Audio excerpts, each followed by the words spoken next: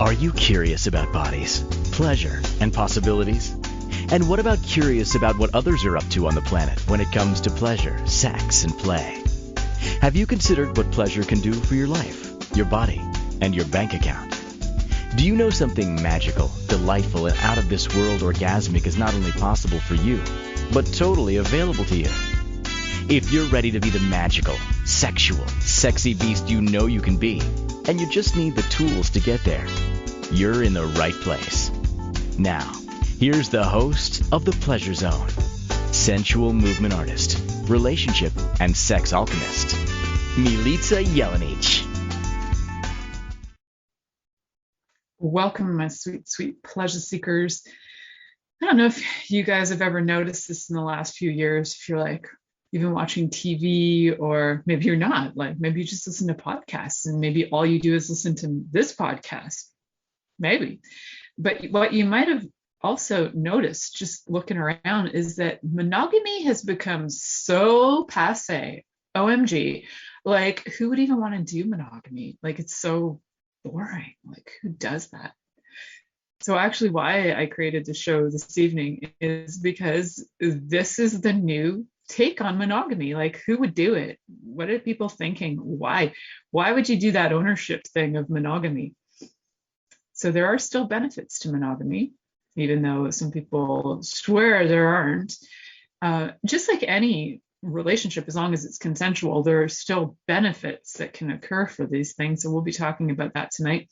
And yes, if you really looked at this and you went, oh, monogamy is so passé, and you thought, cool, she's going to talk about polygamy and she's going to talk about all things polyamory. I got lots of shows on that, so you can go and listen to those. But these are for my monogamy peeps who have been feeling like they are being shunned by society.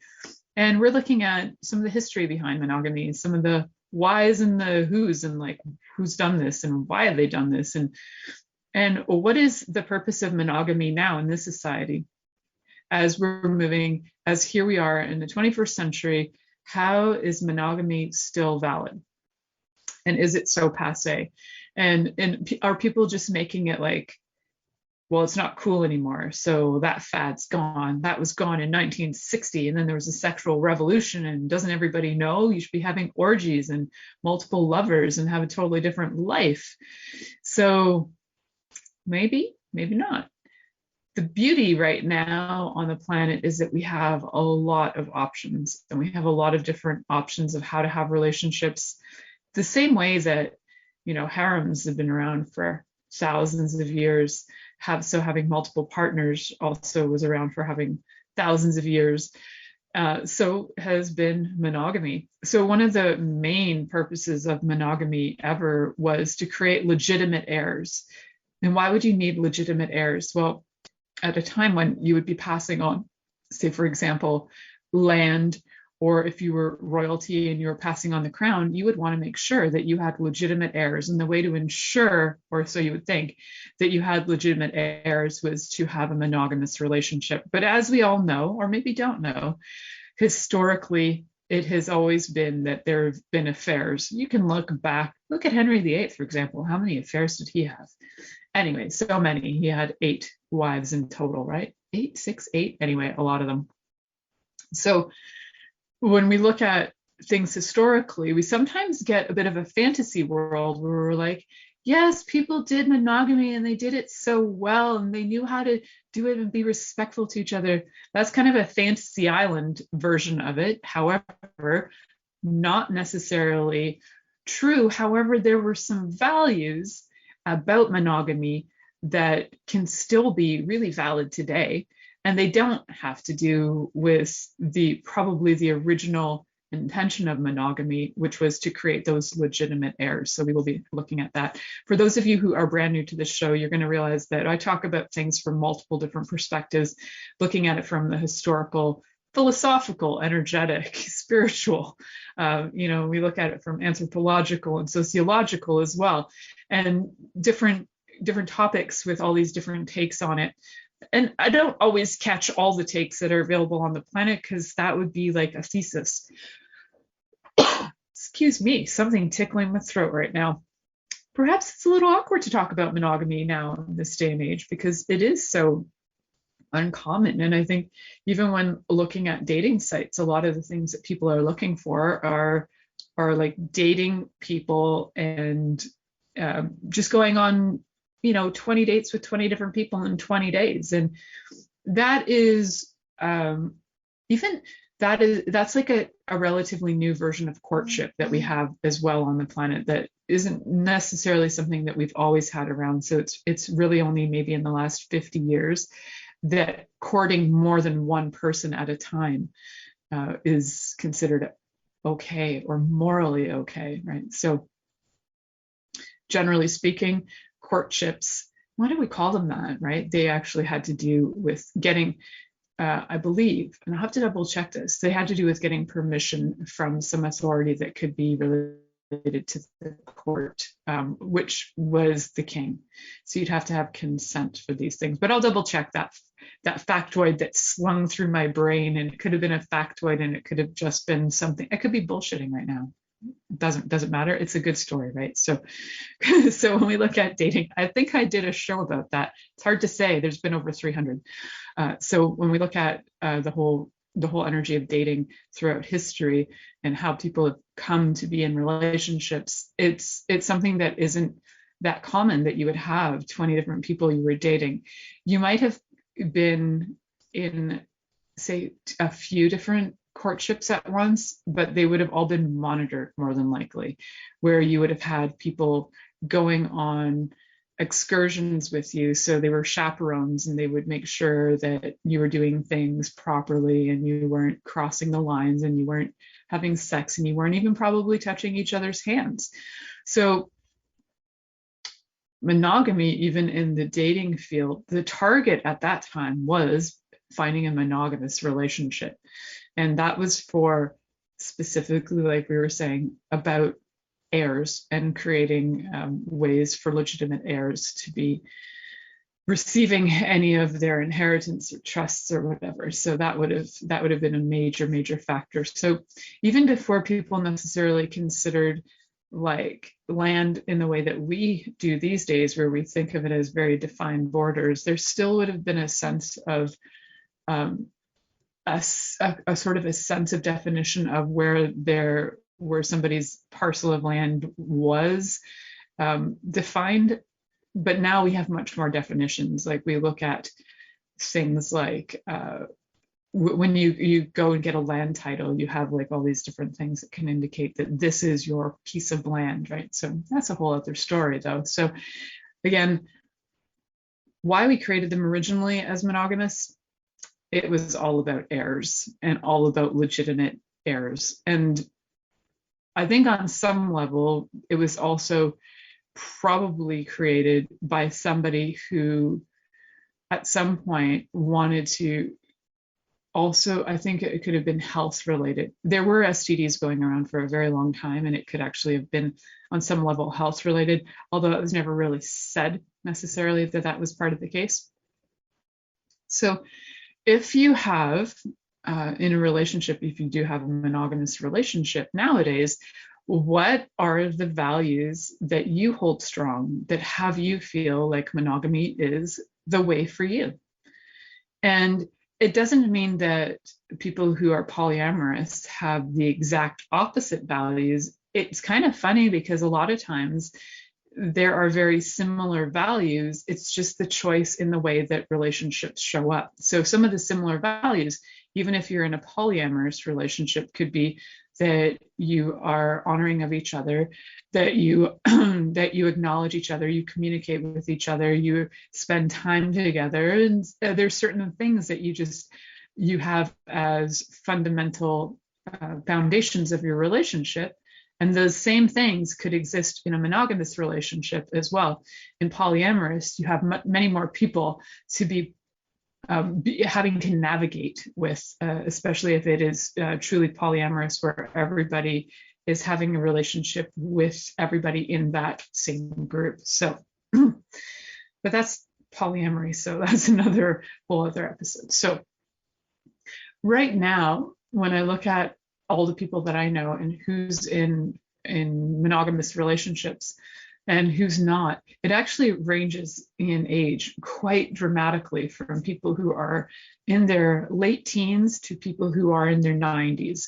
And it's not it's not like an age thing right now. It's a thing based on what's true for you in your heart. So if you're choosing to have a monogamous relationship in your life, and you find that you're in the dating field and you find that everybody you're coming across is like, I just want to date around, and you're like, but I don't want to, and you might not want to for various reasons. So I would say that the top reason, if you needed to justify this, which you don't, it's just a choice, but I would say that one of the very top reasons to choose monogamy these days is the fact that there are so many STDs going around. They're STIs. There's ones that we talk about as STIs, like gonorrhea, chlamydia, different infections that people know about. And then there are ones that we don't really talk about, like, ones that wouldn't necessarily come across as an STI because they don't get categorized the same way. But to me, if you, for example, are making out with somebody and you happen to catch strep while you're kissing them, well, that is sexually transmitted infection still.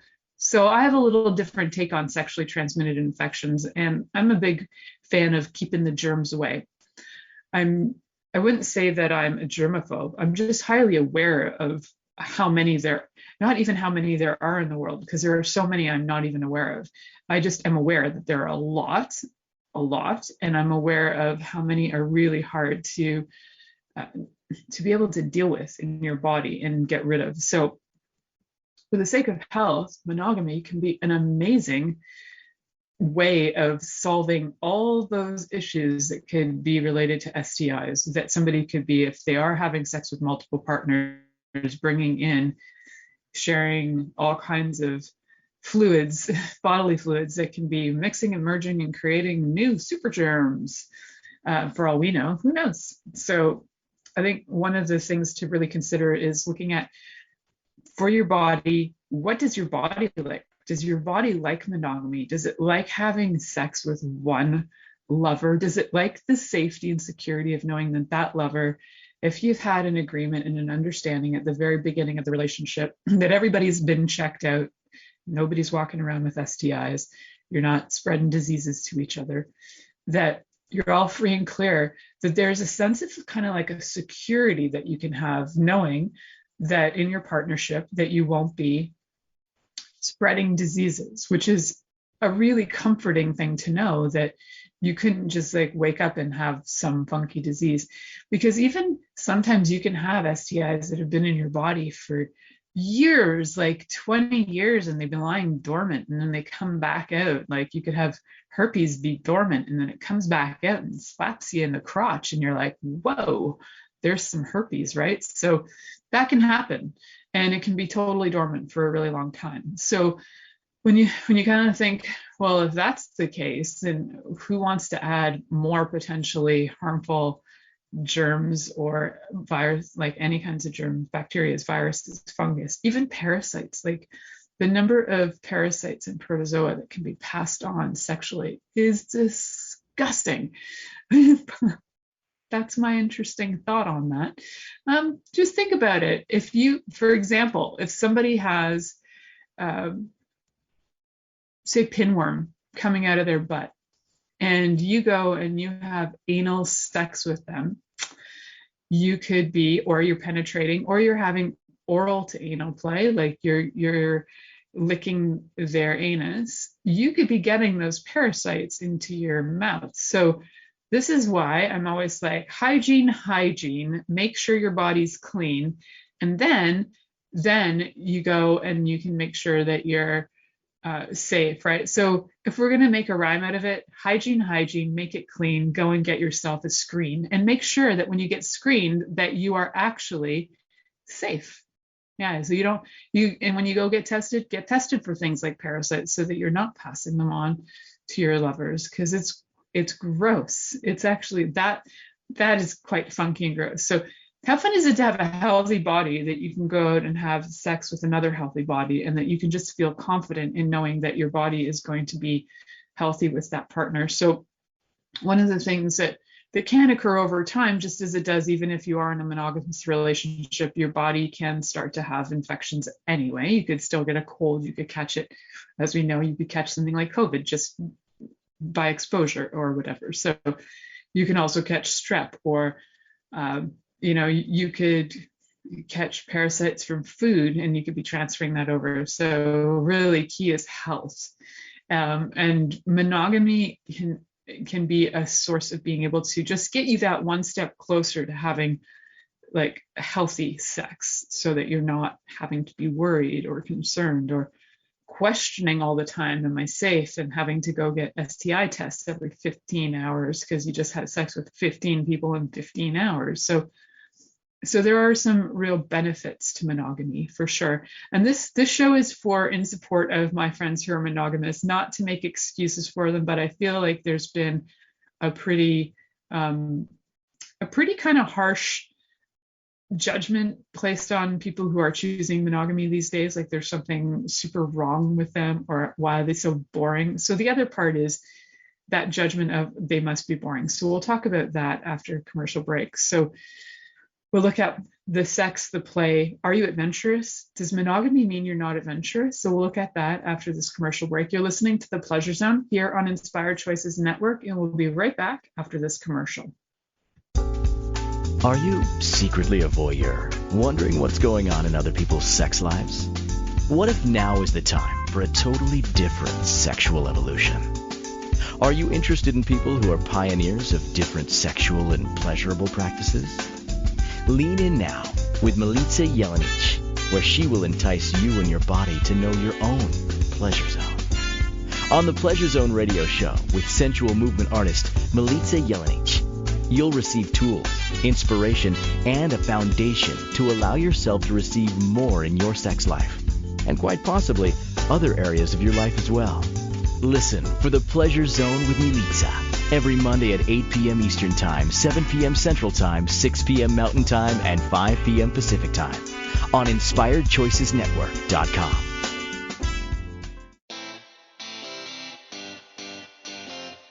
Are you a subject matter expert? Are you here to share your expertise with an audience waiting to hear from you in only the way you can deliver? Are you ready to have your voice amplified across the airwaves? Inspired Choices Network has a global radio platform streaming to millions of people across the world. Professionally produced and supported by an accomplished team every step of the way, you can broadcast from anywhere in the world, knowing your voice matters, and we ensure it is delivered with ease and efficiency. Eager to hear your message, the world awaits. Contact us today to become an Inspired Choices Network radio host. Email become a host at inspiredchoicesnetwork.com. This is The Pleasure Zone with sensual movement artist Milica Jelenic. To participate in the program today, join our live studio audience in our chat room at inspiredchoicesnetwork.com. You can also make the choice to ask or comment by email. info@milicajelenic.com. Now, back to the program. Welcome back, my sweet, sweet pleasure seekers. So today we're talking about monogamy. Oh, it's so passé. Like, everybody knows that it's so not cool to be monogamous these days. Like, if you don't know that, you're so out of the loop. However, that's not really true, is it? There are lots of people who are true monogamists who have been with the same partner their entire life. I know people who have been married to their partners from high school and they love it and it works for them. And to me, that's awesome that people can find love their partner. And I've actually heard, there was one woman that I know who said, yeah, I've been married to the same person that I dated in high school. And I was like, isn't it weird to be married to the same person that you dated in high school? I couldn't imagine being married to the person I dated in high school, although there were some pretty good guys. And the response was really cool. She said, really, are you the same person you were in high school? And I'm like, oh crap, good call. That's a really good call. So that was an insight that somebody gave me several years ago. And I thought, oh yeah, we are not the same people. So even for monogamists who have been with the same person their entire life and only had one lover, you're not the same person, and your tastes do change, just like your tastes in sex change over time. From when you're a teenager till you're like 98, 99 years old, it will change. Even if you're super feisty and horny, it won't be the same as you were when you were 18, and your body will like different things. And so you'll also be different. So it's not like you're having the same sex your whole life. It doesn't necessarily get boring. If you have a partner who is open and interesting and willing to have conversation with you, then you can have a thriving, super successfully fun sex life that's adventurous your whole life, even when you're monogamous. I know. Who thought? Who would ever think that you could have a fun relationship if you're monogamous? I know bells are going off in your head and you're like, how's it possible? I just don't understand. Who could even?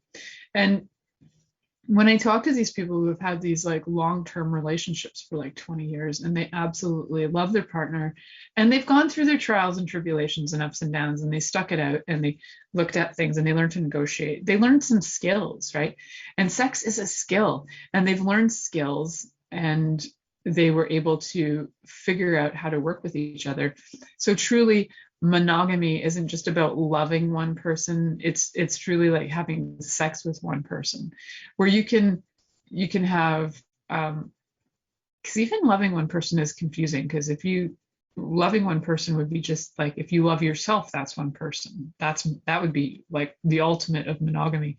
But we're talking about this in terms of sexual relationships, where polyamory and polygamy, that's different. Like you can actually have polyamorous relationships. You can also have polyromantic relationships. I recently learned that from my child, who is amazing at finding all these new terms for me. And so polyromantic is where you're not necessarily interested in having sex with everyone, but you're interested in having romance with many. And so that's a little different category too, because it doesn't necessarily mean that you are being sexually involved with many people, but you love the company and the romance and the touch and maybe the affection, but not necessarily the sexual side of things. Because you can actually be you can be asexual, not really enjoy sex at all, but be romantic, where you actually like the romance aspect with many people, but you don't really ever want to have sex with anybody. So you can get where there's so many ways to approach these things. However, because there are so many ways, somehow monogamy has become the F word, and it's become this like foul thing that everybody thinks is so blech. Not everybody, because there's still a handful of people out there who truly desire to have a monogamous relationship that is in a way that's like truly for them sacred. So I think there's a level where, yes, you can have sacred relationships with many. However, a lot of people who are looking to have sacred sex in general are looking to have a relationship with one person and have a commitment to spiritual growth, physical growth, emotional growth, even aging together. So they're looking at it from a different perspective. I'm going to speak for everyone who's on the path of wanting to have a sacred relationship. However, it is more common that they're looking for something that is a one-on-one monogamous relationship. So you could have monogamy where you've had that same relationship your entire life, and and actually found ways to make it work after all the changes and things that go on. And then you might be a serial monogamous. So what's that? It's like where you might have a long-term relationship for say 4 or 5 years with one person, and then another long-term relationship for 4 or 5 years with another person, and then you might have another one. So in my life, I've been a serial monogamist. I've had a lot of long-term relationships, like not when I was a teenager necessarily, but even then, like a year long, and then it was like 4 years, 4 years, 8 years, and now 9 years with my husband. So, those years add up. Like that's a big chunk of my life there, right? 9, 8, 4, 4, that's like right there. 25 years of my life in different serial monogamy situations. And there can be such a value to it if the person that you're with is willing to have communication with you, is willing to be kind, is willing to work those 5 love languages with you, is willing to be with you, co-create with you, collaborate with you, then it can be a really beautiful thing. And it's still, even in I think what happens is sometimes in monogamous relationships, when there is a lack of communication, what happens is that's when the partner tends to lean over to like looking for something else. But some people have the capacity to be monogamous, not only be monogamous, but they have the capacity to be monogamous in a way that helps them thrive. And other people have the capacity to be in polyamorous relationships or polygamous relationships, and that can have them thrive. So you need to know what's true for you. And guess what? You never have to justify it to anybody ever.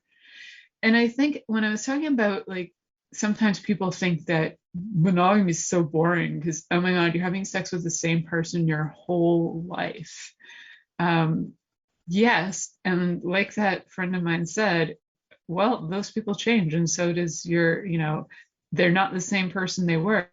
And I also think of it this way, is like, if you were practicing the same skill, if you practiced violin on the same violin from the time you were like 18 to the time you were, say, 50, and you practiced on a regular basis violin, you'd probably be highly skilled at that violin if you had just some fundamental skills under your belt, where you knew what the fingering was, how to read the musical notes. Like, if you had some basic skills and you practiced every day, you'd have some mad skills. And the same goes for sex, is that it's a matter of practice, get your skills up, learn some basics, because sex is a skill, and that can be a super thriving experience for years and years. And then, of course, investigation, research, all of these other things can be really helpful.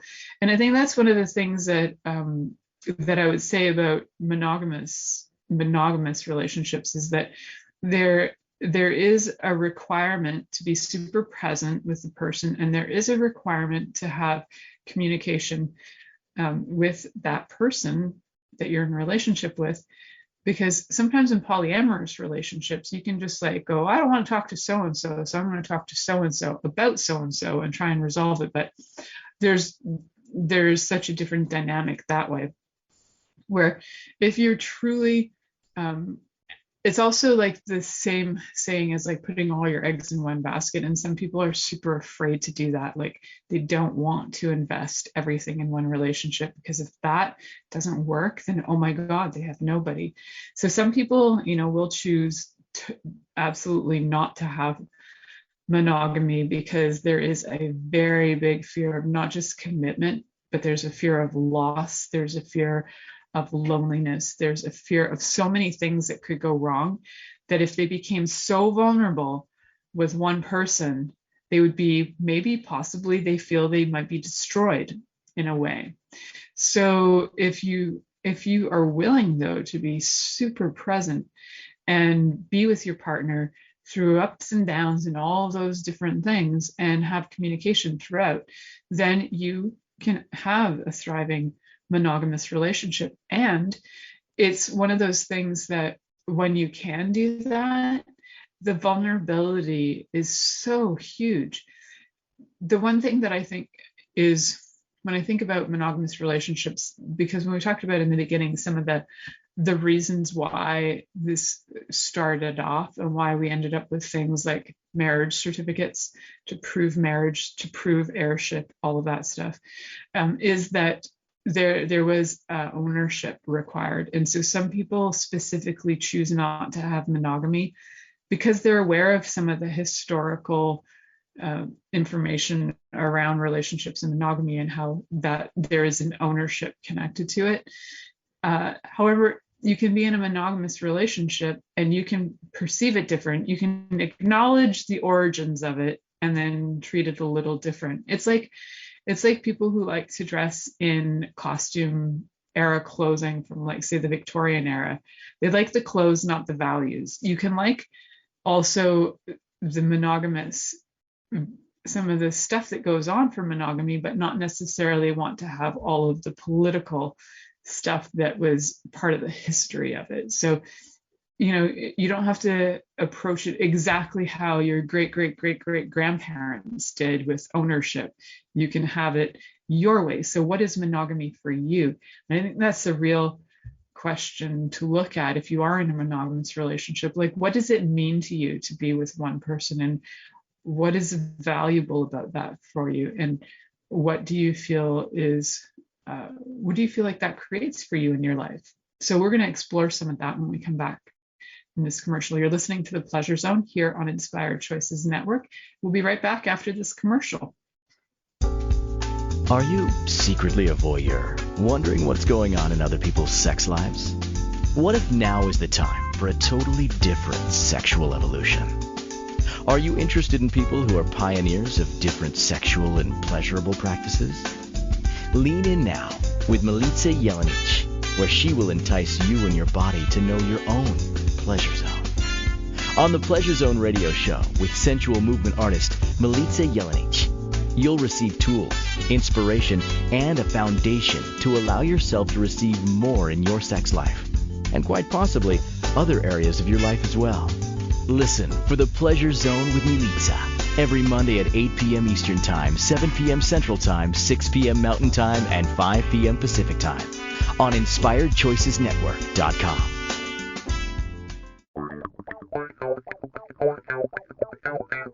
Interested in masturbating for money, copulating for consciousness, and pleasuring on purpose?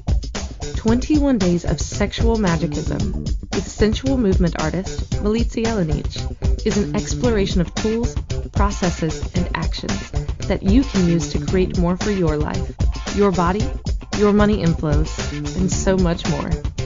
Graduated learning for all levels of interest. Learn at your own pace via video classes or join the yearly live class. Take a peek at www.milicajelenic.com.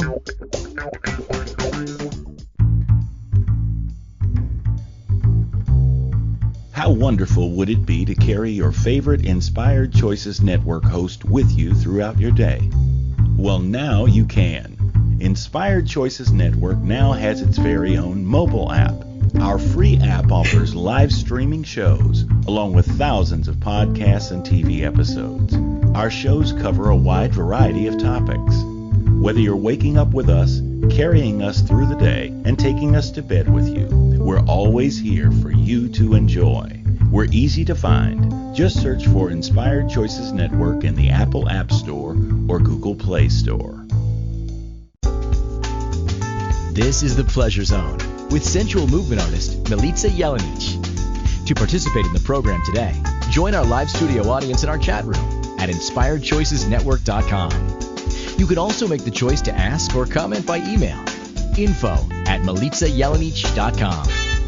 Now, back to the program. Welcome back, everybody, from that last commercial. You're listening to The Pleasure Zone here on Inspired Choices Network.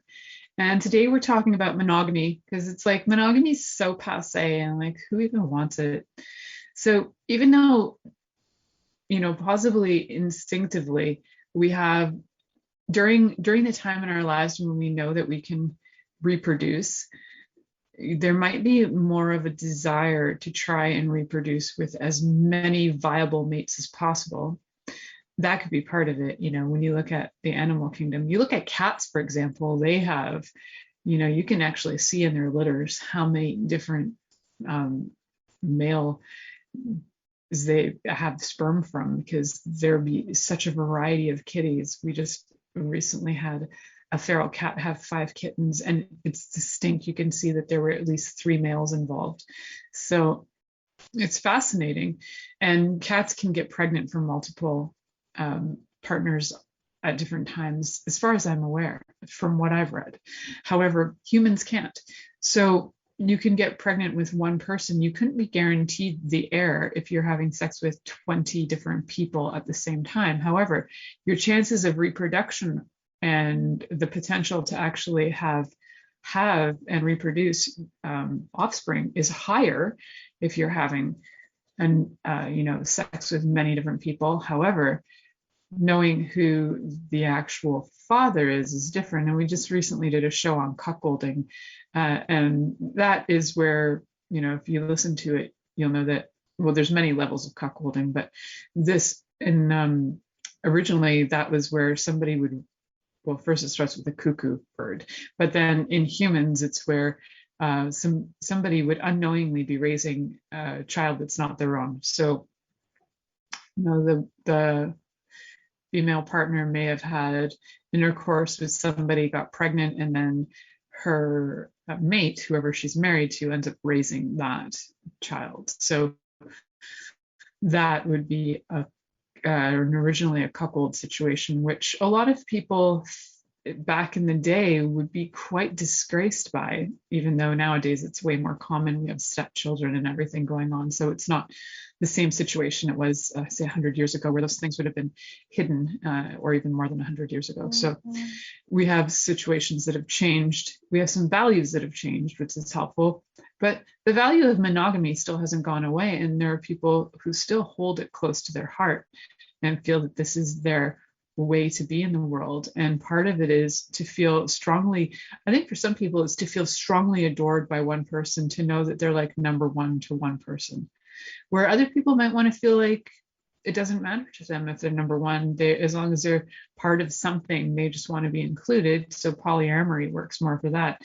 But if you feel like you really want to be number one to one person, then monogamy would be one of the ways to go.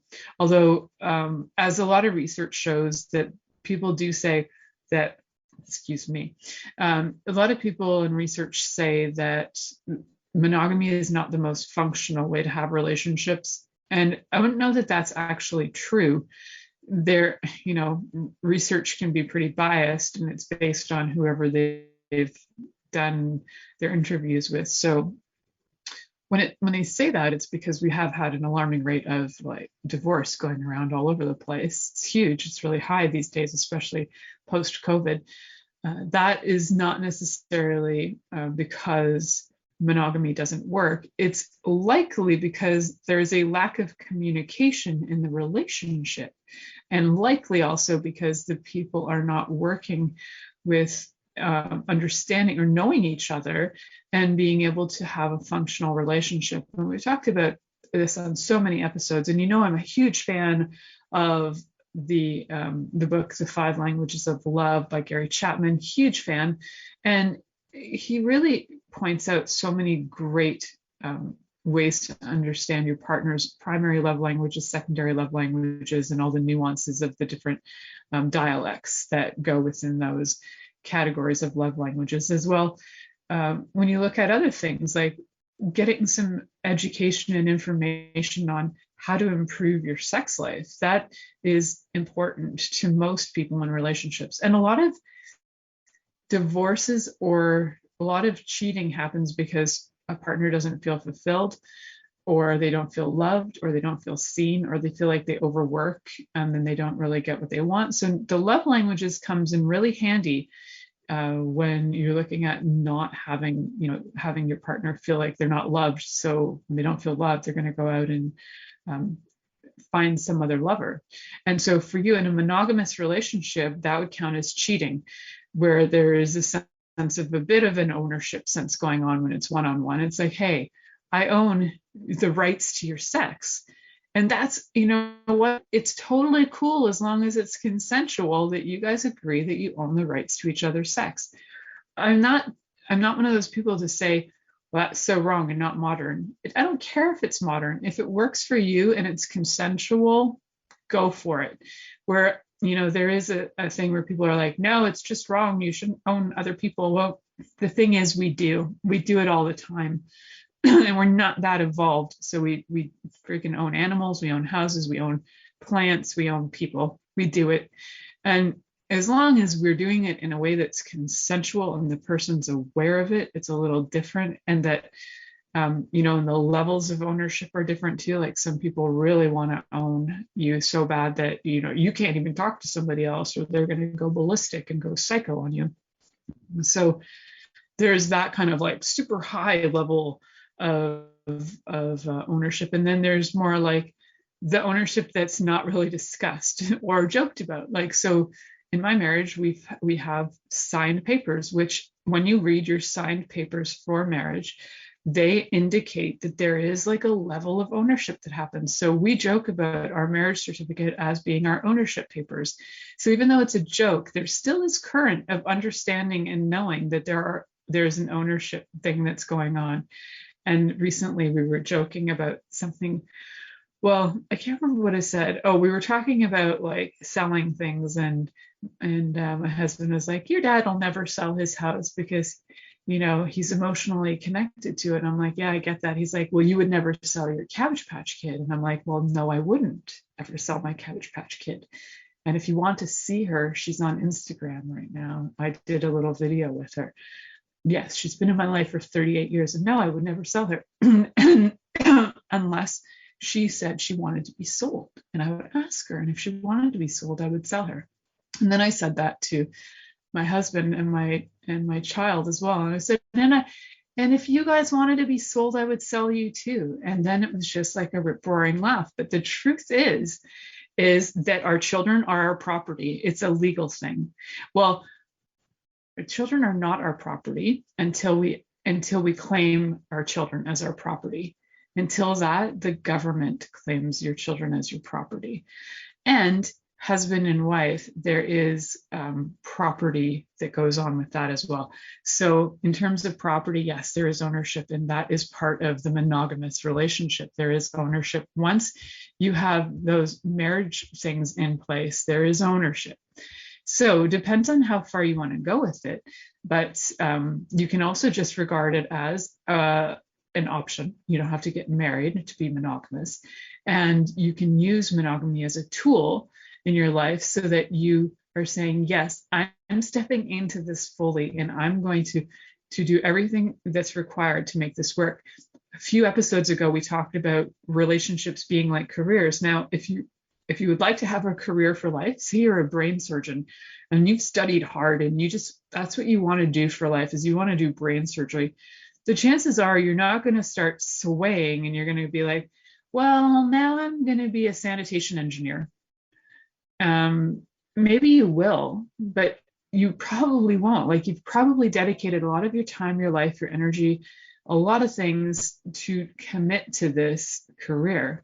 And then when, it's a similar energy with relationships, you can choose to invest your time, your energy, and everything into this career called your relationship, and or you can have multiple things going on job-wise all at once. So if you are somebody who likes both monogamy and polyamory, which I do, like I think they're both totally cool and valid.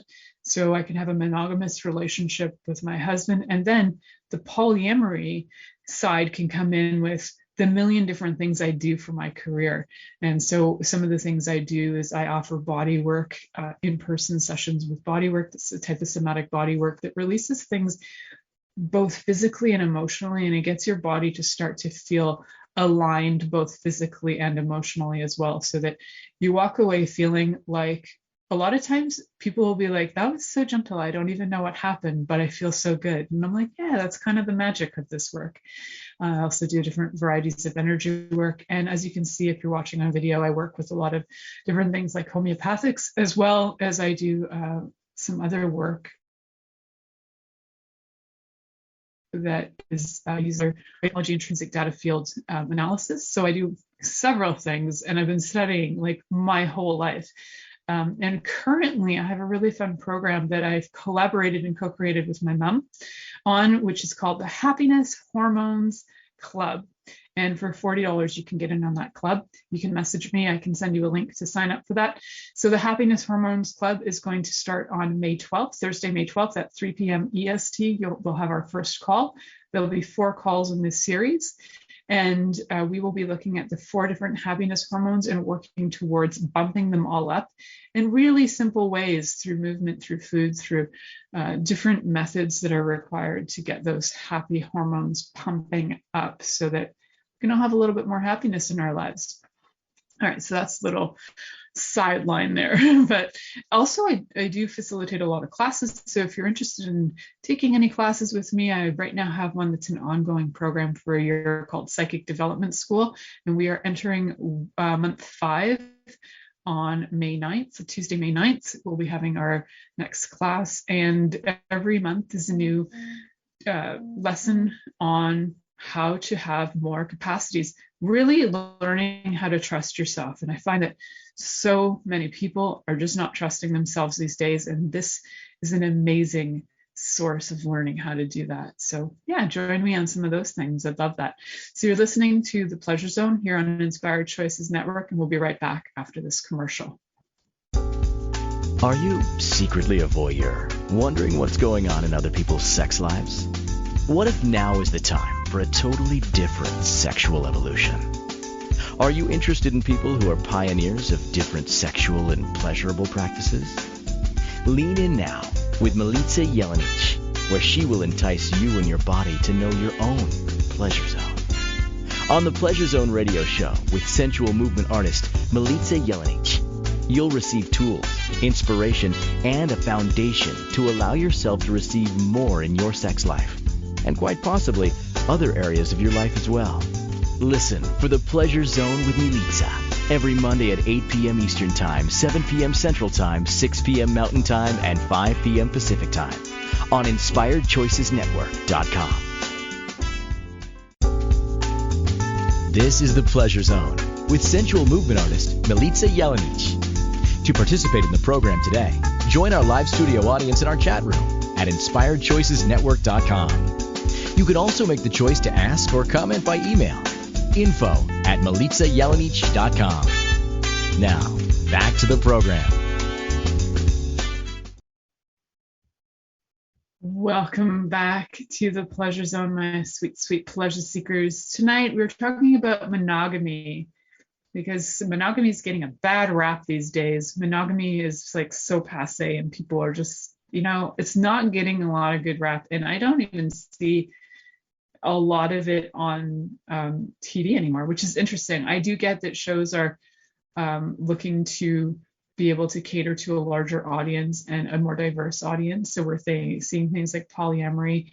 We're seeing more characters that have different diverse identities, like transgender characters, and we're seeing a lot more variety, which is awesome. I love that. At the same time, it's giving my monogamous friends like a really bad rap. So when they're on the dating scene and they're like, I'm really just interested in finding one person, part of the energy that arises, I think, is that people are intimidated.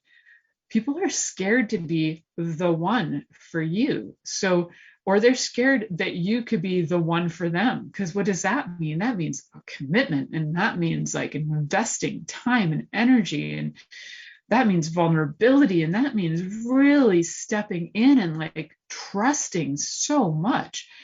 That requires a level of intimacy that most people would rather poop their pants than choose. So when you look at how, I know I just say that with such a straight face, right? It's like, just go poop your pants instead of choose vulnerability or monogamy, because it's too scary. Just go poop yourself in public. However, you could just test it out and see what it feels like. So if you've been in a monogamous relationship for a really long time and it's monogamous, but it's like stuck, and you're like, I'm in it, but do I want to be in it? I feel like this is dull and I don't know why I'm in it and I'm so bored. This is where the conversations, communication, and all these other things are required. And maybe a little me is required as well. Not to add me in as like a polyamorous player in your life, but facilitating you. And I'm happy to coach you with that, as well as I'm a sex and intimacy coach. And I really love working with couples on creating and developing some tips and tools for getting them back in life and back on the sex train. And I had such a fun week this week where I got to work with, particularly one really fun client who's in her 70s. And just kind of blew her socks off with some tips and tools on sex. And she was very frank about the fact that in her life, that is not something she was ever talked about with girlfriends or sisters or her mother, or was never taught about in school. So having some fundamental tools to do some things that I would consider an average sex night in my life is not an average sex night in her life. So I got to share some of my experience and skills to show her that it can actually be quite easy and there's nothing wrong with these things.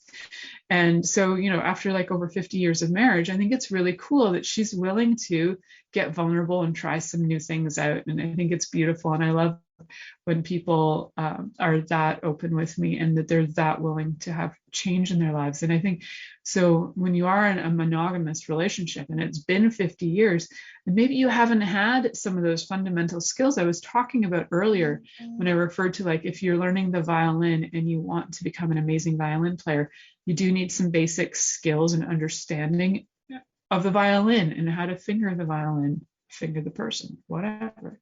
You need to learn how to do the fingering on the violin and read some sheet music maybe, or learn by ear.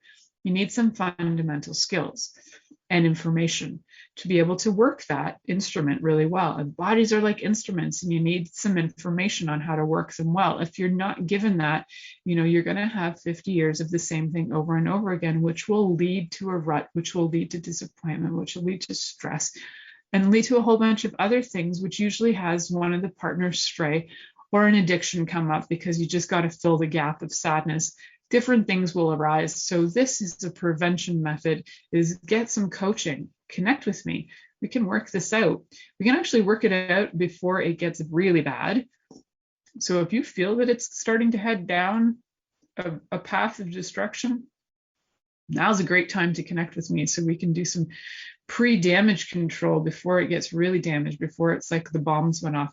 Even when the bombs go off, sometimes you can still go in and do repair. Sometimes it's truly over, and that's okay too. So even monogamous relationships can end, and sometimes people will be in them for over 50 years. I have some relatives who just recently got divorced after over 50 years of marriage, and I don't really talk to them, so I don't have a lot to say on that. But what I do know is that the chances are of them going on and having more relationships right now are probably not likely, because it's not something that I could see them doing.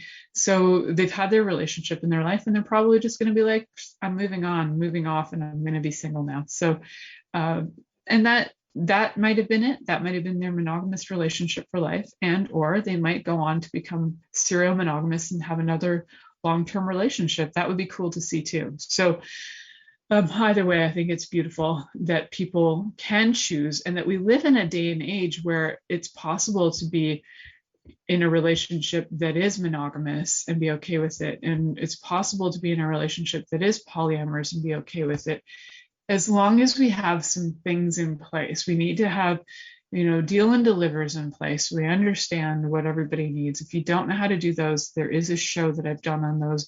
If you look on my YouTube, if you look at the Pleasure Zone on YouTube, I've actually created a really cool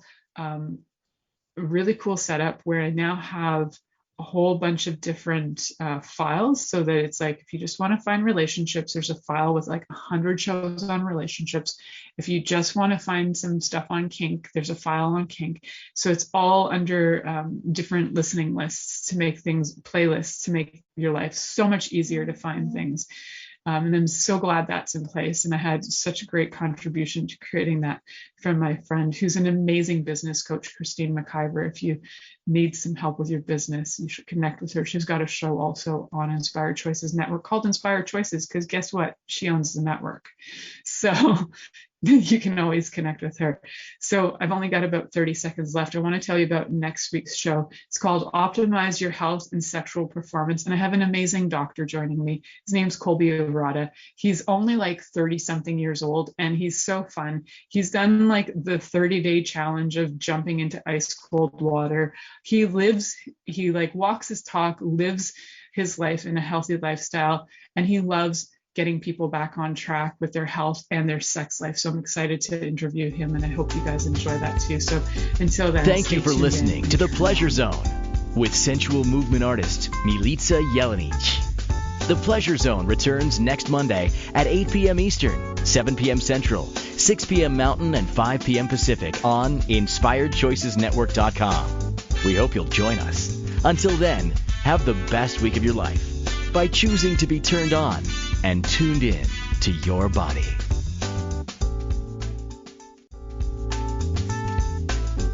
Thank you for listening to The Pleasure Zone with sensual movement artist Milica Jelenic.